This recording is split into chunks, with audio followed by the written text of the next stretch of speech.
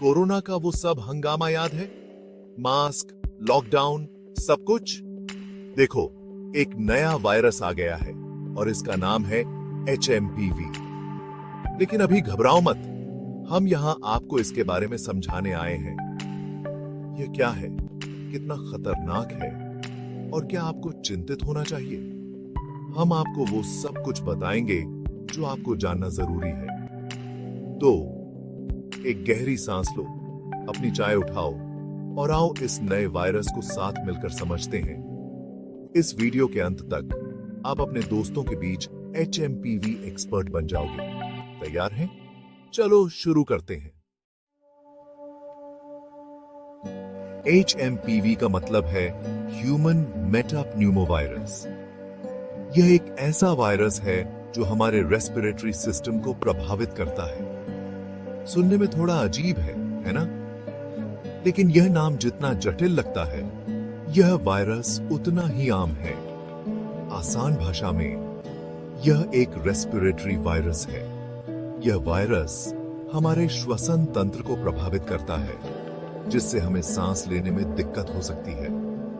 इसका मतलब है कि यह आपके फेफड़ों और सांस लेने को प्रभावित करता है। यह वायरस आपके फेफड़ों में सूजन और संक्रमण पैदा कर सकता है। जाना पहचाना लग रहा है। शायद आपने इसके बारे में पहले सुना हो। ऐसा इसलिए है क्योंकि बहुत सारे वायरस जैसे फ्लू और यहां तक कि सामान्य सर्दी जुकाम भी रेस्पिरेटरी वायरसेस होते हैं। ये सभी वायरस हमारे श्वसन तंत्र को प्रभावित करते हैं। HMPV असल में बहुत आम है। यह वायरस हर साल बहुत से लोगों को प्रभावित करता है। बहुत से लोग इससे संक्रमित होते हैं, खासकर बच्चे। बच्चों में यह वायरस अधिक सामान्य है और वे इससे जल्दी संक्रमित हो सकते हैं। ज्यादातर बार यह सिर्फ हल्के सर्दी जैसे लक्षण पैदा करता है, जैसे नाक बहना, खांसी और हल्का बुखार। लेकिन कुछ मामलों में यह ज्यादा गंभीर हो सकता है, खासकर छोटे बच्चों, बुजुर्गों और कमजोर इम्यूनिटी वाले लोगों के लिए। इन लोगों में यह वायरस गंभीर संक्रमण पैदा कर सकता है। तो हां, घबराने की जरूरत नहीं है, पर सावधान रहना जरूरी है। अपने हाथ धोते रहें, मास्क पहनें और सुरक्षित रहें। तो यह HMPV कुख्यात कोरोना वायरस से कैसे अलग है? देखिए, दोनों ही वायरस सांस की बीमारी का कारण बन सकते हैं, लेकिन दोनों बिल्कुल एक जैसे नहीं हैं। इसे ऐसे समझो, दोनों फल हैं, पर एक सेब है और दूसरा संतरा। कोरोना वायरस, खासकर जिसकी वजह से कोविड-19 हुआ, एक बिल्कुल ही नए तरह का वायरस था। दूसरी तरफ HMPV काफी समय से मौजूद है, बस अब हम इसके बारे में ज्यादा सुन रहे हैं। हालांकि दोनों ही गंभीर हो सकते हैं। HMPV आमतौर पर कोविड-19 की तुलना में हल्की बीमारी का कारण बनता है। साथ ही हमारे पास कोविड-19 के लिए टीके और इलाज उपलब्ध हैं, जो अभी तक HMPV के लिए नहीं है। कभी यह कहावत सुनी है, धूप में कुछ भी नया नहीं है? खैर, वायरस के मामले में भी यही बात लागू होती है। HMPV बिल्कुल भी नया नहीं है। यह पहली बार 1950 के दशक में खोजा गया था, लेकिन उस समय हमारे पास इसका ठीक से अध्ययन करने की तकनीक नहीं थी। वैज्ञानिकों का मानना है कि HMPV शायद सदियों से मनुष्यों के बीच घूम रहा है और हमें एहसास भी नहीं हुआ। हाल के दशकों में चिकित्सा विज्ञान में प्रगति के साथ हम इस वायरस की पहचान करने और इसे बेहतर ढंग से समझने में सक्षम हुए हैं। भाग 5, HMPV फैलता कैसे है? HMPV बिल्कुल सामान्य सर्दी या फ्लू की तरह फैलता है। यह वायरस हवा में फैलने वाले कणों के माध्यम से एक व्यक्ति से दूसरे व्यक्ति में जा सकता है। जरा सोचिए, कोई आपके पास छींकता है और बस छींक के साथ निकले वायरस के कण हवा में फैल जाते हैं। आप हवा में मौजूद उन छोटे छोटे वायरस के कणों में सांस ले रहे हैं। ये कण आपके श्वसन तंत्र में प्रवेश कर सकते हैं, या आप किसी ऐसी डोर नॉब को छूते हैं जिसे किसी संक्रमित व्यक्ति ने छुआ हो, और फिर आप अपने चेहरे को छूते हैं, और फिर आप अपना चेहरा छू लेते हैं। यह वायरस आपके शरीर में प्रवेश करने का एक और तरीका है। बस वायरस ने आपके शरीर में अपना रास्ता खोज लिया है। यह आपके शरीर में प्रवेश कर आपकी प्रतिरक्षा प्रणाली को प्रभावित कर सकता है।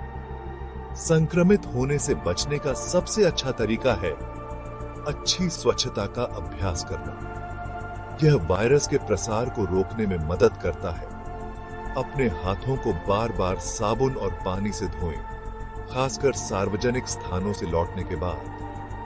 बीमार लोगों के निकट संपर्क से बचें और भीड़ भाड़ वाले स्थानों में जाने से बचें, और खांसने या छींकने पर अपना मुंह और नाक ढकें। ये दूसरों को संक्रमित होने से बचाने में मदद करता है। आसान आदतें, लेकिन ये बहुत बड़ा बदलाव ला सकती हैं। इन आदतों को अपनाकर हम एचएमपीवी के प्रसार को रोक सकते हैं और स्वस्थ रह सकते हैं। भाग 6, एचएमपीवी के लक्षण। आपको किन बातों का ध्यान रखना चाहिए? तो आपको कैसे पता चलेगा कि आपको एचएमपीवी है? यह एक महत्वपूर्ण सवाल है। खैर, यह मुश्किल हो सकता है क्योंकि इसके लक्षण दूसरे रेस्पिरेटरी इन्फेक्शन से काफी मिलते जुलते हैं, जैसे नाक बहना, खांसी, गले में खराश, बुखार और सिर दर्द। जाना पहचाना लग रहा है? ये लक्षण आमतौर पर सर्दी या फ्लू के भी हो सकते हैं। ज्यादातर मामलों में एचएमपीवी हल्के सर्दी जैसे लक्षण पैदा करता है, जो 1 या 2 हफ्ते में अपने आप ठीक हो जाते हैं। लेकिन कभी-कभी, खासकर छोटे बच्चों और बुजुर्गों में, यह ब्रोंकियोलाइटिस जैसी गंभीर जटिलताओं का कारण बन सकता है, जो फेफड़ों में छोटे वायुमार्ग की सूजन है, या निमोनिया, जो फेफड़ों का संक्रमण है। यह स्थिति बहुत गंभीर हो सकती है और तत्काल चिकित्सा की आवश्यकता होती है। अगर आपको या आपके बच्चे को सांस लेने में तकलीफ, सीने में दर्द या तेज बुखार है, तो यह संकेत हो सकता है कि स्थिति बिगड़ रही है। तो फौरन डॉक्टर से सलाह लेना जरूरी है। समय पर चिकित्सा सहायता से गंभीर जटिलताओं से बचा जा सकता है और स्वास्थ्य में सुधार हो सकता है। भाग 7, भारत में एचएमपीवी। आंकड़े क्या कहते हैं?